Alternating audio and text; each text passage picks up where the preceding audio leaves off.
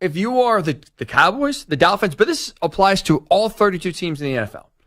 I think you pay a quarterback big time money like that for one of two reasons. Either, number one, you pay them that money for what they've done in the past, right? Patrick Mahomes, when he got the extension from the Chiefs, he had a Super Bowl already under his belt, and he had an MVP under his belt. Aaron Rodgers, Joe Burrow, even Kirk Cousins. A lot of those guys got paid in part for what they've done previously in their careers. That's reason number one why you would pay a quarterback, record-breaking money the way Trevor Lawrence got and the way other quarterbacks will get here in the future. The other reason is for what you think they will do in the future. Bills did that with Josh Allen, right? Small sample size of what Josh could show, but they kind of tried to buy low and sell high, and that's so far what they're doing with Josh Allen. I mean, Deshaun Watson, the Browns gave him that massive, fully guaranteed deal for what they thought he could do for that franchise moving forward. And I think the latest example here at the Jaguars and Trevor Lawrence, he doesn't have the body of work right now to justify being the highest paid quarterback in the NFL, but the Jaguars are giving him that money because they believe one day, I'm sure for them, one day soon, he can grow into being one of the best QBs in the league and give them a real chance to win a Super Bowl. Those are it. You pay your quarterback one of two reasons, either what he has done or what you think he will do. Those are the only two reasons why you pay a quarterback big time money. I think if you look at Tua and Dak collectively, they don't check either box. And then there's nothing they have done in the past that has you saying, we got to lock this guy up big time here.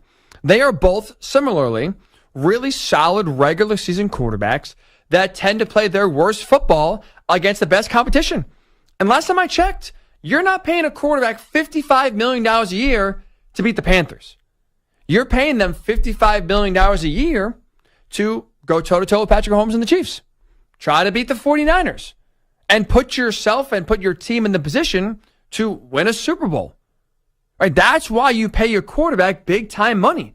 And if you're the Cowboys, if you're the Dolphins, you can't sit there seriously believing either Dak or Tua can get you to the promised land. I mean, just look at Tua last year. Last year, the Dolphins played 7 playoff teams in 2023. Their record, 1-6. And in those games, Tua, 8 touchdowns, 7 interceptions in 7 games against playoff teams. He had an 80.5 passer rating, 101 versus the other teams that were either 500 or below. And the Dolphins offense in those 7 games against playoff teams, remember, right, the Dolphins were built to be an offensive juggernaut. They averaged just 16 points per game compared to 29 points per game in the other, what would that be? 11 games. They played against non-playoff teams.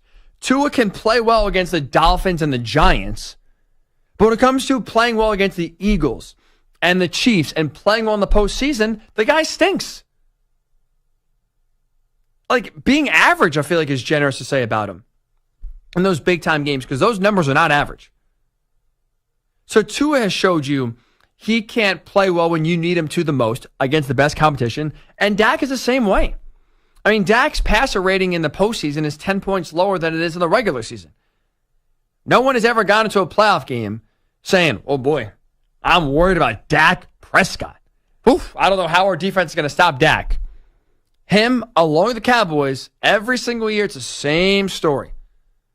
It's not a coincidence they have 2 playoff wins, and one of them was against the below 500 team in Tom Brady and the Bucs. Neither of them have done anything to indicate either they are worth getting that money now, nor have they showed anything to give you a glimpse of hope if you're the Cowboys or the Dolphins that they can be better going forward. Dak, I think, has peaked. Like, I think the best we have seen from Dak has already happened. He's not going to improve that much from this point to the rest of his career. And Tua, it's fair to say he's been carried by his teammates. Right? If I ask you, does Tua make Tyreek Hill better or does Tyreek Hill make Tua better? What's your answer? Probably the same as mine. Tyreek makes Tua better. Are you going to pay a quarterback $55 million a year because the receivers and running back and head coach make the quarterback better? Don't you want to pay that money to a quarterback that makes everyone else around him better? I would. And so for me, like, if you look at the next 2 quarterbacks that are up, if you will, quote unquote, for big time extensions, Dak Prescott, Tua Tagovailoa. You can't justify, if you're the Cowboys or the Dolphins, giving them $55 million a year or more than that, because most quarterback contracts, right, one up each other. You can't give me even a cent more. It's not worth it because they are not guys that are worth that money. Period. Stop. If you're the Cowboys, I guess this is good news, if you will. Dak Prescott was meeting with the Dallas media last week, and he was asked about, the latest contract situation. He's on the last year of his deal. And would he be comfortable going into 2024 playing on just a one-year deal? Here's what Dak had to say. This is the urgency you should always have, to be honest. So maybe guys who normally wouldn't feel it. So I don't mind it. Been in this position before. I'm a gambling man. Will gamble on myself and my guys. So not actually, guys. I understand. I understand you're doing a lot of shit with that. So. Not that way. Roger's always listening. Good for Dak to catch his words there and not have any sort of investigation. Like we've seen now kind of happening more and more professional sports. But I think if you're the Cowboys, like Dak is telling you he's willing to play this year out. He's not demanding a contract. He's not going to sit out games to get a new deal. Take that to your advantage and have Dak play 2024 on this current deal. Because the options are either pay him $60 million now or let him get to free agency and let him walk. If I'm the Cowboys, I'm picking option 2. Because they are not a better team with Dak getting paid $60 million a year going forward. They are not a better team then compared to going into next year without Dak. Still got to pay CeeDee Lamb. Still got to pay Micah Parsons. Becomes a whole hell of a lot more difficult when your starting quarterback is making $60 million a year or more. Tua, conversely, on the other side, he was, let's say, not as patient as Dak just sounded. He was asked at Dolphins minicamp last week about the latest contract negotiations. Hear how Tua says the updates are going. Well, I think there's been a lot of progress at this point. From where we started, there's been a lot of progress. Now, you can ask the other question, then why aren't we seeing, an agreement? Well, that's the tough part about it. That's why it's business. That's why you got one side and the other trying to work to meet in the middle. Do you view those numbers that others get around the league as benchmarks for your negotiations, like Jared Goff getting 53 per year?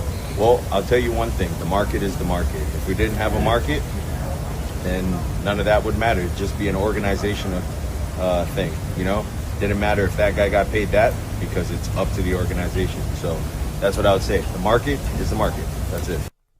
The market is the market. Okay. If that's the case then, Tua, then you're not worth it. Right? Like if we are right now in a supermarket and the going rate for steak is $10, let's say, and I can get some prime steak, some top shelf Peter Luger's, whatever steak house that you fancy that is good stuff in your opinion, that's out there for $10 a pop. But also at $10 a pop is a store brand steak. Oh, yeah, but it's good here. Trust me. Okay. Well, for the same price, I could have better quality steak that I will enjoy eating more. Why on earth would I pay the same money and choose the lesser steak? I could pay a quarterback $55 million. Now, I get you can't say, okay, I want Joe Burrow on my team and he's on the Dolphins. I understand it's not how it works. But if you're telling me Joe Burrow's getting paid $55 million a year, I think he's worth it. And if you're telling me also that the Dolphins have the ability to pay Tua $55 million and Tua is not going to take a cent below that, then I'm passing. I'm taking it year by year.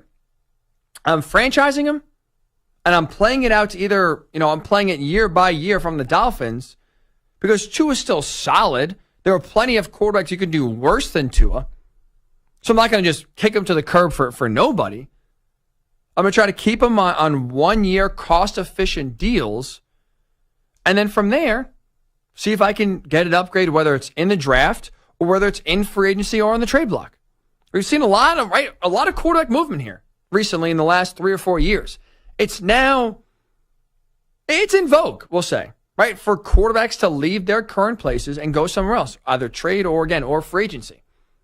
So if you're the Dolphins and it's easier than ever, let's say, to acquire an already established quarterback, you got Tyreek Hill, you got Jalen Waddle, You got Mike McDaniel. You got Miami, where a lot of players have talked about loving playing down there, loving the weather, love spending, their off seasons down there. There's a lot of selling points right now for quarterbacks to want to play in this Dolphins offense. So if it's already attractive, why tether yourself, I think, to an anchor and drown yourself in the bottom of the ocean with Tua at $55 million a year or more, where you can get somebody else that can do an equal, if not better job at a way better price. So even though Trevor Lawrence got paid, and you could argue, we'll get into this here in a second, is he worth it? I think he is. On the other side of break, I'll explain why. But the next two guys up now, when you look ahead past Trevor Lawrence, now that deal's official, and you move on to say, okay, who's next? Well, you got Dak Prescott, you got Tua Tagovailoa. Both are, I guess, technically in line to be next. Neither, though, for me, I'm giving that money to.